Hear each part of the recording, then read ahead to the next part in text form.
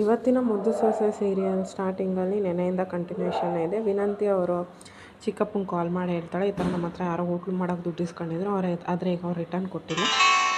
ನೀವು ಹೋಗ್ಬಿಟ್ಟು ಅವ್ರ ಹೋಟ್ಲನ್ನ ಧ್ವಂಸ ಮಾಡಿಬಿಟ್ಟು ಬನ್ನಿ, ಆದರೆ ಇದು ನೀವು ಮಾಡಿರೋದು ಅಂತ ಯಾರಿಗೂ ಗೊತ್ತಾಗಬಾರ್ದು ಅಂತ ಹೇಳ್ತಾಳೆ. ಇದನ್ನು ಚಂಪಾ ಕೇಳಿಸ್ಕೊಂಡು ವಿದ್ಯುನ ಹತ್ರ ಓಡೋಗಿ ಹೇಳ್ತಾಳೆ, ಅಕ್ಕ ಹಿಂಗೆ ಮಾಡ್ತಾವ್ರೆ ಅಂತ. ನೆಕ್ಸ್ಟು ವಿದ್ಯಾ ಅವ್ರ ಅಪ್ಪ ಅಮ್ಮಂಗೆ ಕಾಲ್ ಮಾಡಿದ್ರೆ ಅವ್ರ ಅಪ್ಪ ಅಮ್ಮ ಇಬ್ಬರೂ ರಿಸೀವ್ ಮಾಡಲ್ಲ. ಈ ಕಡೆ ಆಲ್ರೆಡಿ ರೌಡಿಗಳು ಅವ್ರ ಹೋಟ್ಲ್ ಹತ್ರ ಹೋಗಿ ಏನೇನು ಬೇಕೋ ಎಲ್ಲನೂ ಆರ್ಡ್ರ್ ಮಾಡಿರ್ತಾರೆ. ಆರ್ಡ್ರ್ ಮಾಡಿ ಕುಡಿಯೋಕ್ಕೆ ಸ್ಟಾರ್ಟ್ ಮಾಡಿರ್ತಾರೆ. ವಿದ್ಯಾ ಅವ್ರ ಅಮ್ಮ ಬಂದು ಹೇಳ್ತಾರೆ, ಈ ಥರ ಎಲ್ಲ ಕುಡಿಬೇಡಿ ಅಂತ. ಈ ನೆಕ್ಸ್ಟ್ ಸೀನಲ್ಲಿ ಕ್ವಾಟ್ಲೆ ಕಾಲ್ ರಿಸೀವ್ ಮಾಡಿ ಅತ್ಕಮ್ಮ ಅಂತ ಅಂದಾಗ ವೀರಭದ್ರೇಗೌಡರು ಕೇಳ್ತಾರೆ, ಅವಳು ಹೆಂಗೆ ಕಾಲ್ ಮಾಡ್ತಾವಳು, ಅವಳ ಹತ್ರ ಫೋನ್ ಹೆಂಗೆ ಬಂತು ಅಂತ. ಚಂಪುನ ಫೋನಿಂದ ಮಾಡ್ತಾವ್ರೆ ಅಂತ ಹೇಳಿ ಸಮಾಧಾನ ಮಾಡ್ತಾರೆ. ಈ ವಿಷಯ ಹೇಳ್ತಾಳೆ, ಈ ಥರ ಆಗಿದೆ ಅಂತ.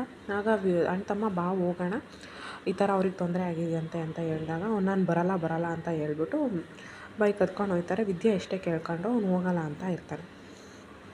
ಇಲ್ಲಿ ಆಲ್ರೆಡಿ ರೌಡಿಗಳು ಹೋಗಿರ್ತಾರಲ್ಲ, ಕುಡಿಯೋಕ್ಕೆ ಸ್ಟಾರ್ಟ್ ಮಾಡಿರ್ತಾರೆ. ವಿದ್ಯೆ ಅವರಮ್ಮ ಹೇಳ್ತಾರೆ, ಈ ಥರ ಇಲ್ಲೆಲ್ಲ ಕುಡಿಯೋಂಗಿಲ್ಲ, ನೀವು ಕುಡಿಯೋದಾದರೆ ಇಲ್ಲಿಂದ ಹೊರಟೋಗಿ ಅಂತ ಅವ್ರಿಗೆ ಬೈದರೆ, ರೌಡಿಗಳು ನೀನು ನನಗೆ ಹಿಂಗಂತೀಯ ಅಂತ ಅಂದ್ಬಿಟ್ಟು ಎಲ್ಲನೂ ಧ್ವಂಸ ಮಾಡಾಕ್ರು ಅಂತ ಹೇಳಿ ಧ್ವಂಸ ಮಾಡೋಕ್ಕೆ ಸ್ಟಾರ್ಟ್ ಮಾಡ್ತಾರೆ. ಅದೇ ರೂಟಲ್ಲೇ ಕ್ವಾಟ್ಲೆ ಮತ್ತು ಗೌಡ್ರು ಹೋಗ್ತಾ ಇರ್ತಾರೆ. ಕ್ವಾಟ್ಲೆ ಹೇಳ್ತಾನೆ, ನೋಡೋಣ ತಮ್ಮ, ಆಲ್ರೆಡಿ ಇಲ್ಲೆಲ್ಲ ರೌಡಿಗಳು ಬಂದು ಇದು ಮಾಡ್ತಾವ್ರೆ, ಬಾ ಹೋಗೋಣ ಅಂತ ಎಷ್ಟು ಹೇಳಿದ್ರು ಇವನು ಬರಲ್ಲ.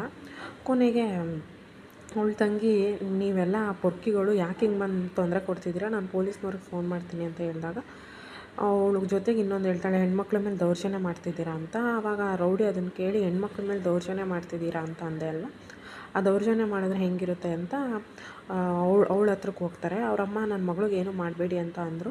ಅವ್ರ ಅಮ್ಮನ್ನ ನೂಕಿ ಅವಳನ್ನ ಮುಟ್ಟಕ್ಕೆ ಹೋದಾಗ ಗೌಡ್ರು ಎಂಟ್ರಿ ಆಗಿ ಫೈಟಿಂಗ್ ಸ್ಟಾರ್ಟ್ ಆಗುತ್ತೆ. ಫೈಟಿಂಗ್ ಸ್ಟಾರ್ಟ್ ಆದಮೇಲೆ ಕ್ವಾಟ್ಲೆ ವಿದ್ಯುನ್ ಜೊತೆ ಕಾಲಲ್ಲೇ ಇರ್ತಾರೆ.